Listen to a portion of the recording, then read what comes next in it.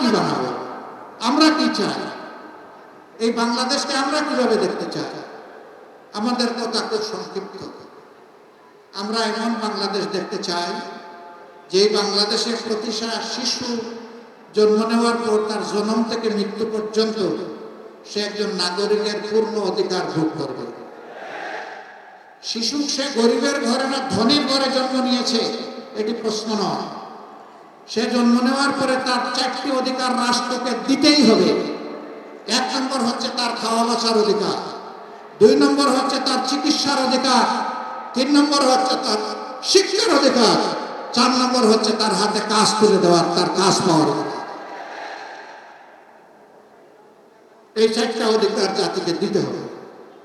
আমরা চাই না এই জাতিকে কেউ আর বিভক্ত করুক। আমরা মেজরিটি মাইনরিটি শব্দ শুনতেই চাই না। বাংলাদেশে যারাই জন্মগ্রহণ করেছে তারা সকলেই বাংলাদেশের গর্বিত মর্যাদাবান নাগরিক। ধর্ম যার যার, দল যার যার, প্রিয় দেশকে আমাদের সবার। সুতরাং সকল ধর্মের মানুষ নির্বিঘ্নে নিশ্চিন্তে তাদের ধর্মীয় উপাসনা তারা করবে। এখানে অন্য ধর্মের কেউ তাদের দিকে চোখ রাঙাবার সাহস করবে। যদি মুসলমানদের মসজিদে পাহারা দেওয়ার প্রয়োজন না হয় তাহলে মন্দিরেও পাহারা দেওয়ার প্রশ্ন উঠবে। তারা শান্তিতে সেখানে তাদের উপাসনা তারা করবে। প্রিয় ভাইরা, মহান আল্লাহর উপর ভরসা করে আমরা বলতে চাই, জামাত ইসলামী সেই দল যেই দলের বিরুদ্ধে অন্য কোনো ধর্মের মানুষের 1 ইঞ্চি জমি অবৈধভাবে দখল করার কোনো অভিযোগ নেই। এই দলের বিরুদ্ধে মা বোনের ইজ্জত লুণ্ঠন করার অভিযোগ নেই। এই দলের বিরুদ্ধে চাঁদাবাজির অভিযোগ নেই, দখলদারির অভিযোগ নেই। এই দলের বিরুদ্ধে কারো ধর্মীয় উপাসনালয়ে গিয়ে বাড়াবাড়ি করার, ভাঙচুর করার কোনো অভিযোগ নেই। যদি কেউ বিশ্বাসযোগ্য কোনো অভিযোগ আমাদের বিরুদ্ধে খাড়া করতে পারে, আমি নিঃসন্দেহে তাদের কাছে ক্ষমা চাই। এর দ্বারা আমি দাবি করছি না আমরা সকল ভুলের ঊর্ধ্বে। ভুল আমাদের হতেই পারে। ভুল এবং অপরাধ দুটো এক জিনিস নয়। ভুল হচ্ছে মানুষ না বুঝে যেটা করে, অপরাধ হচ্ছে যেটা বুঝে শুনে প্রতিসাধন করে। প্রিয় দেশবাসী, এই আন্দোলনে যারা শহীদ হয়েছে আমরা গোটা জাতি তাদের কাছে, আর শহীদ পরিবারগুলো আমাদের শ্রদ্ধার পাত্র। শহীদরা আমাদের জাতীয় বীর। আমরা এই মর্যাদায় তাদেরকে দেখতে চাই। আপনারা জানেন সবচেয়ে মজলুম দলের নাম হচ্ছে বাংলাদেশ জামাত ইসলামী। আর কোনো দল দাবি করতে পারবে না তাদের 1 থেকে 11 জন শীর্ষ নেতাকে ফ্যাসিস্ট সরকার খুন করেছে, এই কথা আর কেউ বলতে পারবে না। এটা শুধু এই ক্ষতিটা আমাদের করা হয়েছে। কেউ এই কথা বলতে পারবে না কোন দলের সবগুলো অফিস সারা দেশে সারাটা সময় জুড়ে তালাবদ্ধ ছিল, কেউ এটা বলতে পারবে না। এটা শুধু আমাদের ক্ষেত্রে হয়েছে। এটাও কেউ বলতে পারবে না যে ফ্যাসিস্টদের বিরুদ্ধে আন্দোলন করার কারণে কারো নিবন্ধন বাতিল হয়েছে, তা শুধু আমাদের হয়েছে, আর কারো হয়নি। এটাও কেউ বলতে পারবে না ফ্যাসিস্টদের বিরুদ্ধে রুখে দাঁড়ানোর জন্য, প্রতিবাদ প্রতিরোধ গড়ে তোলার জন্য শেষ পর্যন্ত দিশাহারা হয়ে দল নিষিদ্ধ করা হয়েছে, এটা শুধু জামাত ইসলামের ক্ষেত্রে হয়েছে।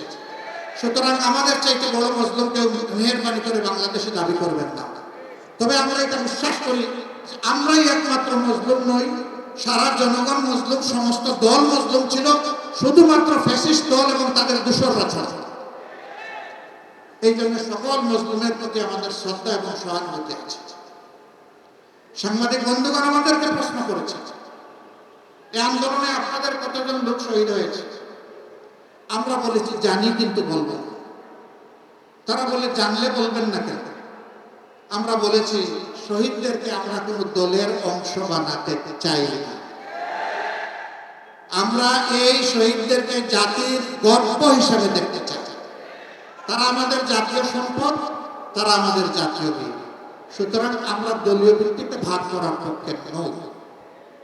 প্রিয় ভাইয়েরা, এই জন্য আপনারা লক্ষ্য করেছেন যিনি শহীদ হয়েছেন জামাতে ইসলামী তার খবর পেয়েছে, তারপরে দৌড়ে গিয়ে হাজির হয়েছে। আমরা দেখি নাই তিনি কোন দলের, দেখি নাই তিনি কোন ধর্মের। আমরা দেখেছি তিনি ছিলেন ফ্যাসিবাদের বিরুদ্ধে একজন যোদ্ধা, এই জন্য আমরা তার পরিবারকে সম্মান দেখাতে গিয়েছি। তারা আমাদেরকে গ্রহণ করে সম্মানিত করেছে। আমরা আমাদের তৌফিক অনুযায়ী তাদের পাশে দাঁড়ানোর চেষ্টা করেছি। শহীদ পরিবারগুলো তার সাক্ষী। তবে যদি আমাদের জানার বাইরে এমন কোনো পরিবার থেকে থাকেন, তারা আমাদেরকে একটু সুযোগ দিবেন, সহযোগিতা করবেন, আমরা তাদের কাছে পৌঁছতে চাই। যারা আহত হয়েছেন, আমরা আমাদের সামর্থ্য অনুযায়ী চেষ্টা করছি তাদের পাশে দাঁড়ানো, কিন্তু এ কথা দাবি করতে পারবো না যে তাদের যে হক আমাদের উপর ছিল তা আমরা পূর্ণভাবে আদায় করতে পেরেছি। আমাদের একটা অন্তর ছিল, তাদের প্রতি ভালোবাসা ছিল, দায়বোধ ছিল, একটা প্রবল অনুভূতি ছিল, একটা আবেগ ছিল। সেই জায়গা থেকে আমরা তাদের কাছে ছুটে গিয়েছি। আমরা আমাদের সহকর্মীদেরকে সারা বাংলাদেশে অনুরোধ করেছি, পরামর্শ দিয়েছি, তাদের কাছে যান, সান্ত্বনা দিন, কিছু করার যদি সামর্থ্য থাকে তাই করব। আমরা বগুড়াবাসীকে অনুরোধ করব, একটা সৌভাগ্যের ব্যাপার, জাতির জন্য যারা লড়াই করেছে তাদের খেদমত করা বিশাল সৌভাগ্যের ব্যাপার। আপনারা এই সৌভাগ্য হাতছাড়া করবেন না ইনশাআল্লাহ। তাদেরকে আপনারা সমাদর করবেন। এই এলাকার প্রত্যেকটা শহীদ পরিবার সেই 2009 সালের 26 এবং 27 ফেব্রুয়ারি থেকে শুরু করে 5 আগস্ট পর্যন্ত যাদেরকে খুন করা হয়েছে, সেই শহীদ পরিবারগুলোকে আপনারা পরম শ্রদ্ধায় বুকে আপনারা ধারণ করবেন, যাবেন, তাদের কথা শুনবেন, সান্ত্বনা দিবেন, সাহস যোগাবেন, আপনার সামর্থ্য অনুযায়ী পাশে থাকবেন। আল্লাহ আপনাদের মর্যাদা বাড়াই দেবেন ইনশাআল্লাহ। আমরা এমন একটা বাংলাদেশ করতে চাই যেই বাংলাদেশে কোনো বৈষম্য থাকবে না। কেউ থাকবে পর্বতলায় আর কেউ থাকবে গাছতলায়, এটা আমরা মানব না। কেউ খাবে কেউ খাবে না, এটা মানব না। কারো সন্তান বিদেশে বিলাসবহুল গাড়ি চালিয়ে লেখাপড়া করবেন আর গরিবের সন্তান বাংলাদেশে তার ন্যায্য শিক্ষার অধিকার পাবে না, তা আমরা মানব না। তাকে অবশ্যই শিক্ষা দিতে হবে। শিক্ষা পাওয়া তার অধিকার, তার মৌলিক নাগরিক অধিকার। আমরা এমন একটি বাংলাদেশ চাই যে বাংলাদেশে হিংসা, হানাহানি এবং প্রতিশোধের রাজনীতির কবর রচনা করতে চাই। শুধু প্রতিশোধের পর প্রতিশোধ, তাহলে এই জাতি বাঁচবে কিভাবে? এর একটা জায়গায় পরিসমাপ্তি হওয়া উচিত।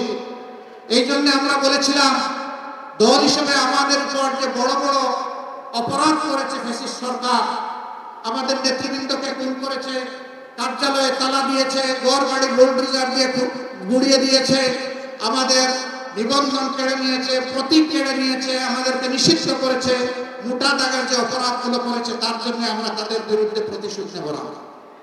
কিন্তু তারা যাদেরকে খুন করেছে, গুম করেছে, পঙ্গু করেছে, মানুষের টাকা চুরি করে বিদেশে নিয়েছে, তার প্রত্যেকটার বিচার হতে হবে। আমরা প্রতিশোধের রাজনীতি করবো না, আবার বিচার চাই, এই দুইটা মিলাবো কিভাবে? হ্যাঁ, প্রতিশোধের রাজনীতির মানে হচ্ছে আইন হাতে তুলে নেওয়া। আমরা সবচাইতে বড় মুসলিম দল হিসাবে আহ্বান জানিয়েছিলাম সহকর্মীদেরকে এবং দেশবাসীকে, আল্লাহ তাআলার এই নিয়ামতের জন্য শুকরিয়া আদায় করুন, শান্ত থাকুন, ধৈর্য ধরুন। আলহামদুলিল্লাহ, বাংলাদেশের 18 কোটি মানুষ পরম দায়িত্বশীলতার পরিচয় দিয়েছে। আমি আল্লাহর শুকরিয়া আদায় করি আর জনগণকে আমি অভিনন্দন জানাই।